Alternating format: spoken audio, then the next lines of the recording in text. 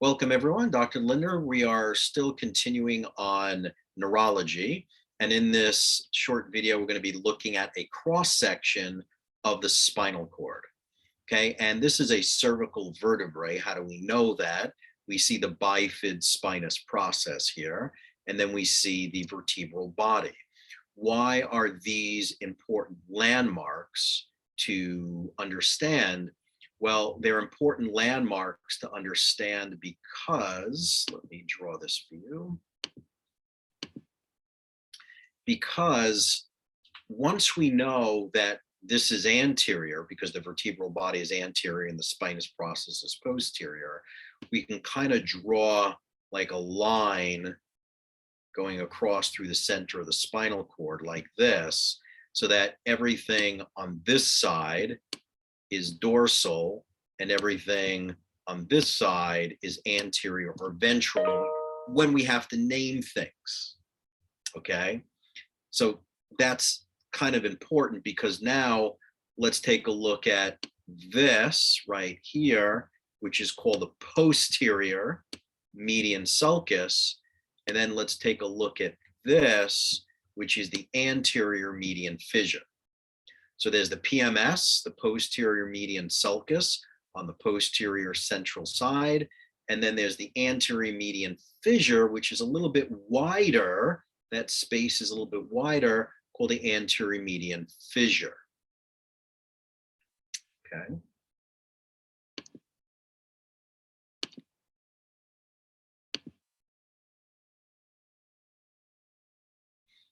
Now we're looking at the meninges.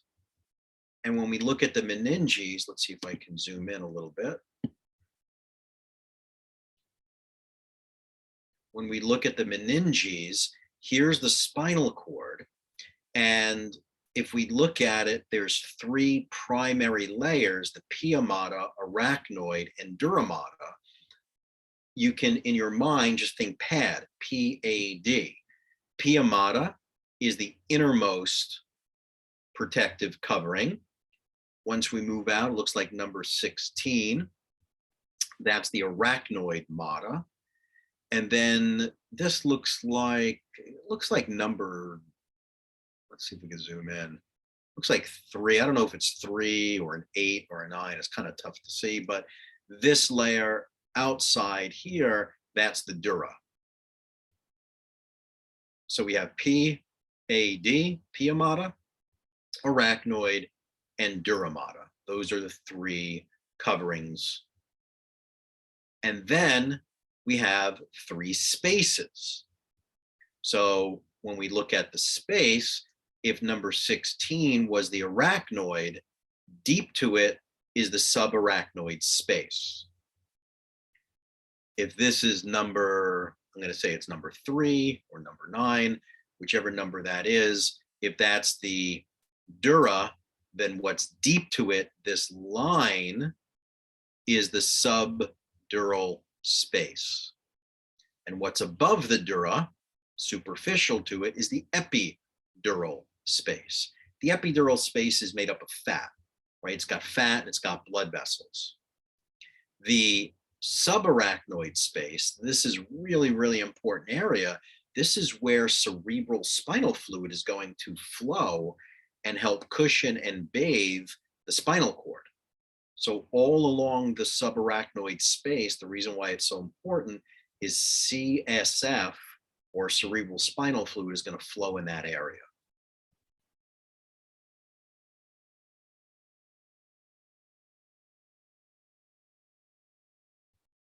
Okay, let's zoom in a little bit here.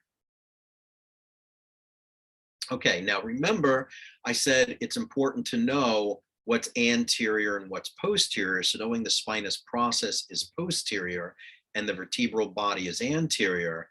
Now when we look at the butterfly in the middle of the spinal cord, that butterfly is gray matter.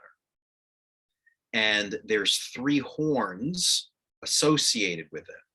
There's the dorsal horn, or the posterior horn. There's the ventral horn, or the anterior horn. And then there's the lateral horn on the outsides. Okay, again, Dorsal horn, ventral horn, lateral horn. This is all gray matter. This hole right in the center, that's the central canal. That's where CSF flows. Remember when I showed you the ventricles? Right after the median aperture, CSF is going to flow right here. And then this crossbar to the butterfly, or if you think of it as a letter H, this crossbar going across is called the gray commissure. The gray commissure. Remember, this is gray matter, and everything around it is white matter, which is the exact opposite of what we have in the brain. In the brain, you have gray matter on the outside and white matter on the inside. In the spinal cord, we have white matter on the outside, gray matter on the inside. So this is all myelinated.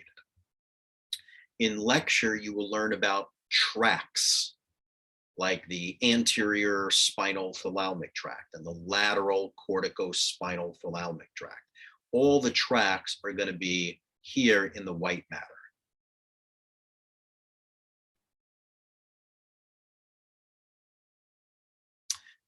Going back here for a second, all of your sensory information, all of the sensory information comes in to the dorsal horn, and all motor information exits the anterior horn. So in order to create movement, information has to go from the anterior horn out to the nerves and go out to your muscles. For all of the sensory input to come in, it's got to come in from the back into the dorsal horn. And here from the dorsal horn, you can have information that goes up to the brain and allows you to perceive things. Okay, so now we covered the gray matter. Now in the white matter, we have columns. In the gray matter, we had horns, right? We had a dorsal horn, ventral horn, lateral horn. In the white matter, we have columns: posterior white column, lateral white column, and anterior white column. Okay, white because it's myelinated. So you can simply just, if this shows up on an exam, you could just write dorsal column or posterior columns. You can write lateral column or ventral columns. You don't have to differentiate between the left and the right, as long as you know there are columns, and you don't have to differentiate between the right dorsal horn versus the left dorsal horn, as long as you know they're dorsal horns, lateral horns, or ventral horns. I'm happy. Okay, let's look at the anatomy of a spinal nerve. So now when we zoom in here a little bit, here is the dorsal root. And then right here, they're much smaller. They're called rootlets. Here is the ventral root. And if we zoom in, we could see smaller rootlets. So let's make sure that we can clearly delineate and differentiate. This is the dorsal root. But then right here where this other arrow is, it's the dorsal rootlets because they're smaller. Here, number 17 is the ventral root. And then here are the ventral rootlets. Okay, so information, especially sensory information, comes in through this dorsal root into the dorsal rootlets and then into the dorsal horn. And then motor information is going to go from number 36, the anterior horn or ventral horn, into the ventral rootlets, into the ventral root, number 17. Okay. Number 19 right here is what we call the dorsal root ganglia. The dorsal root ganglion or dorsal root ganglia.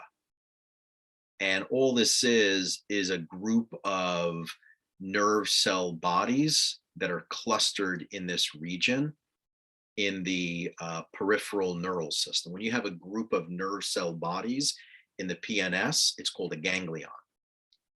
When you have a group of nerve cell bodies in the CNS, it's called a nucleus. But a group of nerve cell bodies in the PNS, the peripheral neural system, that's called a ganglia or ganglion. So this is the dorsal root ganglion. So you have a dorsal root ganglion, a dorsal root, and then dorsal rootlets. Again, dorsal root ganglia, 18 dorsal root, and then here dorsal rootlets. Ventral root. Now, let's look a little bit more peripheral. The dorsal root and the ventral root, they come together and they form a spinal nerve. So a spinal nerve is what we consider to be a mixed nerve. It's a mixed nerve because they contain sensory and motor neurons. They contain sensory and motor neurons. So let's see if I can make some sense of this for you. So here on the vertebral body, what sits here is a disc. So if someone has a bulging disc or a herniated disc and it's bulging out and it hits number 17 and pushes on 17, then they're going to have muscle weakness or muscle atrophy because it's blocking the flow of nerve impulses to your muscles, because this is the ventral root. If the disc herniates and pushes on the sensory neuron, right, the dorsal root, now you're going to get numbness and tingling and, paresthesia, the weird pins and needles sensation to the hands or to the feet. Okay. So this is the spinal nerve, which is a mixed nerve, but then it's going to branch into a dorsal ramus, number 21, and number 20, which is a ventral ramus. And of the two, the ventral ramus is thicker and larger because the ventral rami is going to create the plexus, whether it be the brachial plexus going down the entire upper limb, whether it's the cervical plexus going up the head, whether it's the lumbar plexus that goes down the leg, or the sacral plexus. So these ventral rami, these are always motor, and it creates motor and movement to the upper limbs and lower limbs. The dorsal ramus, this is going to go back to the skin of the back and the muscles of the back. The ventral rami go to all the plexus. That's important to know, that it's involved in making up all of the plexus: cervical plexus, brachial plexus, lumbar plexus, sacral plexus. That's why these are larger.